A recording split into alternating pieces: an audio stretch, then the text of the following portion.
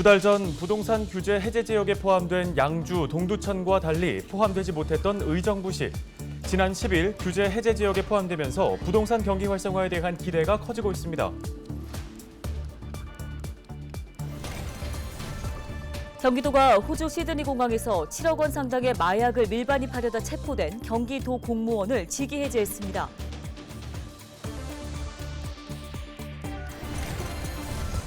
경기도가 일산대교 유료화를 유지한 법원 판결에 대해 항소하는 방안을 검토 중이라고 밝혔습니다.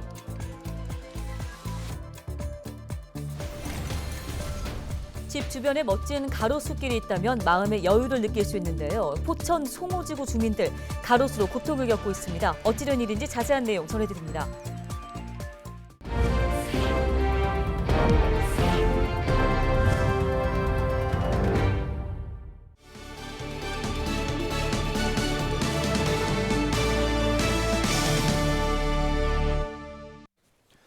시청자 여러분 안녕하십니까? 헬로티비 뉴스입니다. 첫 소식입니다. 두 달 전 경기 북부 지역에서 양주와 동두천은 부동산 규제가 해제됐는데 의정부시는 규제가 해제되지 못하면서 지역의 정가와 주민들의 민원이 많았습니다. 네, 이번에는 의정부시도 포함이 됐는데요. 지역 분위기 살펴보겠습니다. 김소영 기자입니다. 지난 10일 제3차 부동산 관계장관 회의에서 규제 지역 추가 해제를 발표했는데 서울과 서울에 인접한 경기도 4곳을 빼고 전국의 모든 지역이 부동산 규제 지역에서 해제됐습니다. 지난 9월 경기 북부 지역에서 제외됐던 의정부도 포함됐습니다. 주민들은 반기는 분위기입니다. 내 집은 이제 마련할 수 없겠다 절망감에서 다시 또 희망을 갖게 된 것 같습니다. 그러나 이제 이자율 때문에 개인의 설계가 더 필요하고 이자의 인상률이 빨리 정상화될 수 있도록. 규제 지역에서 해제되면 대출과 세제, 청약, 거래 등 집을 사고 파는 전 과정과 관련한 규제가 크게 완화됩니다. 실수요자를 위해 집값 대비 대출 가능액과 대출 한도도 높였습니다. 전문가들은 의정부를 포함해 양주, 동두천까지 경기 북부 지역 부동산 규제가 완화된 것은 환영할 일이지만 금리 인상이 계속되고 있어 당장 거래 활성화로 이어지기는 쉽지 않을 것이라고 말합니다. 취득세라든지 양도세 중과가 이제 해지가 되니까 그 부담이 이제 줄어들어서 급매물은 좀 많이 줄어들 것 같습니다. 그렇지만 지금 금리 인상의 어떤 그 여파가 워낙 크기 때문에 반등을 기대하기보다는 세 차례에 걸친 규제 완화로 얼어붙은 부동산 시장의 연착륙을 이끌어낼 수 있을지 관심이 모아지고 있습니다. 헬로티비 뉴스 김소영입니다. 다음 소식입니다. 경기도가 지난달 8일 호주 시드니 공항에서 7억 원 상당의 마약을 밀반입하려다 체포된 경기도 공무원을 직위 해제했다고 밝혔습니다. 도 관계자는 시드니 한국영사관으로부터 A씨가 마약 밀반입으로 체포된 사실을 지난 4일 공식 통보받고 곧바로 직위 해제 조치했다고 말했습니다. 이 관계자는 A씨가 지난달 8일 시드니 공항에서 책과 가방 속에 코카인 2.5kg을 숨겨 들어오다 국경수비대에 체포됐다고 보도된 57살 한국인 남성이라고 설명했습니다. 호주 연방경찰은 해당 남성이 도쿄에서 시드니행 항공편을 이용해 시드니 공항에서 도착했으며 국경수비대는 짐 수색을 통해 7억 원 상당의 코카인을 발견했습니다. 경기도는 일산대교 유료화를 유지한 법원 판결에 대해 항소하는 방안을 검토 중이라고 밝혔습니다. 도는 교통기본권 등 무료화에 따른 공익이 충분하다며 일산대교 무료화를 위한 노력을 지속한다는 방침인데요. 일산대교 무료화는 교통기본권 보장과 교통량 증가에 따른 사회적 편익 증진, 인접도시 간 연계발전 촉진 등 공익적 효과가 크다는 점에서 법률적 당위성이 충분하다는 게 도의 판단입니다. 동시에 도는 일산대교의 대주주인 국민연금공단과 일산대교 사업권에 대한 인수와 매수 금액 등에 대한 협상도 병행하겠다는 방침입니다.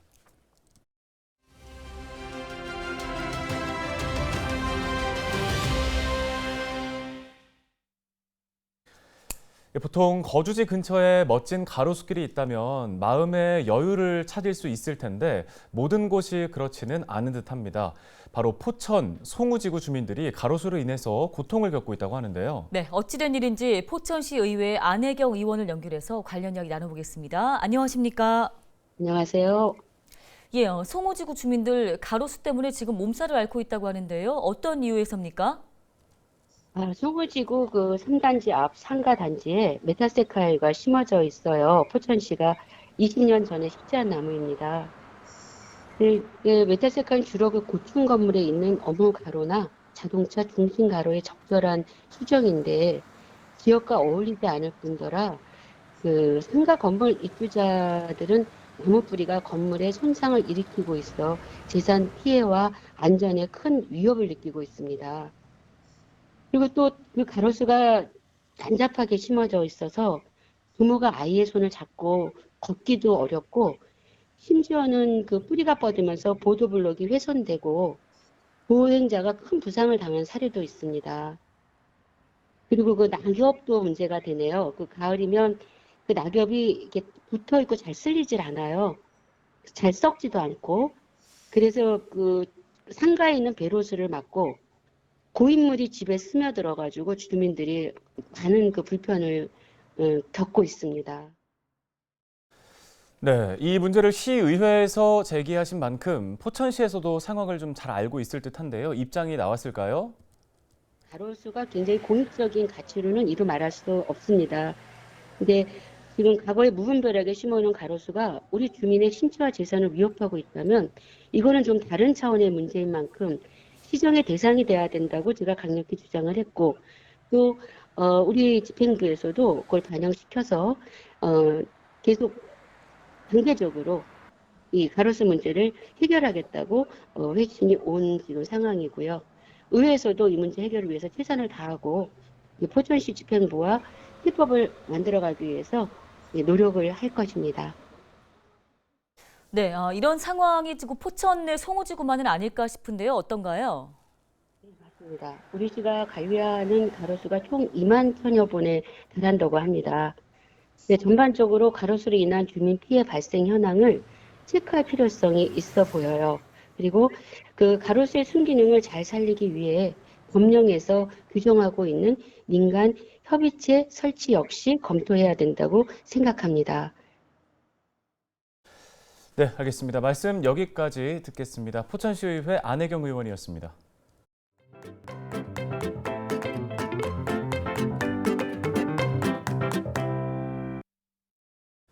산에서 사람이 실종됐거나 건물 붕괴 재난 현장에서 활동하는 구조견들의 소식을 많이 들어보셨을 겁니다. 네, 오늘은 구조견 충성이를 만나보겠습니다. 기자가 간다 김한식 기자입니다.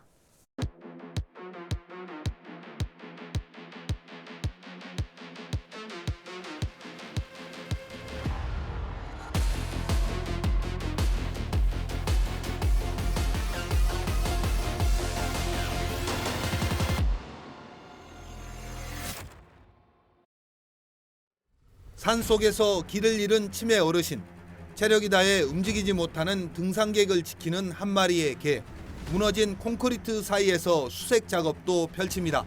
구조견 충성입니다. 지난 2019년 7월부터 활동 중인 충성이는 그동안 159차례 출동해 실종자 9명을 찾았습니다. 구조견으로 몫을 다하기까지 걸리는 기본 교육만 2년가량, 현장 투입 이후에도 매일매일이 훈련입니다. 구조견으로서 가장 필요한 능력은 실종자 찾기입니다. 그래서 충성이가 얼마나 잘 찾을 수 있는지 실험해봤습니다. 실제 구조견이 찾을 수 있는지 제 뒤에 있는 통 3개 중에 한 곳에 숨어보겠습니다.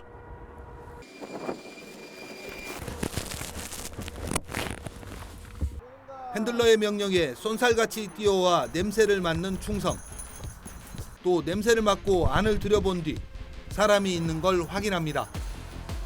이번엔 산에 쓰러져 있다는 가정하에 실시된 훈련.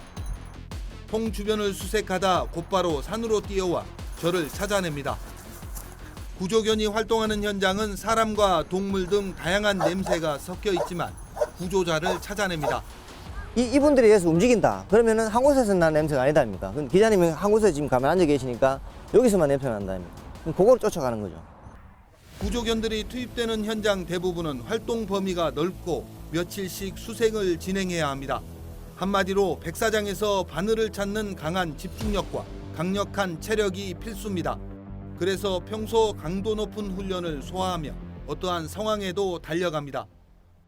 광주 그 아파트 붕괴 때도 저희 충성이가 갔거든요. 그런 위험한 상황에서도 이제 수색하라고 보내면은 이제 저희가 이렇게 가는 거 그런 모습을 봤을 때가 참 기특하고 좋죠. 이처럼 사람들을 위해 활동하는 구조견이지만 일부 사람들에게는 오해를 받기도 합니다. 개 목줄 해봐야 이게 길이가 한 1m 정도? 이걸 묶어서 이렇게 다니면 수색 범위가 좁아진답니다. 그래서 제가 개를 풀고 다니거든요. 왜 개 목줄을 안 하고 다니느냐? 욕도 하고 이러시는 분도 있거든요. 뭘 안 하셨으면 좋겠어요. 지난 2019년 7월부터 충성이가 구조견으로 활동하기 시작할 때부터 함께한 백희철 핸들러. 그동안 수많은 추억이 쌓였지만 역시 가장 기억에 남는 건 사람을 살렸을 때입니다. 치매 노인 어르신 그 산에 가셨는데 그때 이제 충성이가 찾았거든요. 근데 살아계신 상태로 일단 살아계신 분을 찾을 때가 제일 좋죠. 현재 충성이의 나이는 7살로 은퇴까지 2년가량 남았습니다. 백 핸들러는 충성이가 그저 건강했으면 하는 바람입니다. 구조견 활동을 그만두고 일반인들한테 분양이 돼서도 안 다치고 병 없이 그렇게 생활했으면 좋겠습니다. 재난과 실종 현장에서 포기하지 않고 기적을 만들어내는 구조견. 충성이처럼 사람의 생명을 구하기 위해 활동 중인 구조견은 전국에 모두 33마리. 오늘 또 소중한 생명을 구하기 위한 구조견들의 활동은 계속되고 있습니다. 기자가 간다 김한식이었습니다. 뉴스 마치겠습니다. 네, 고맙습니다.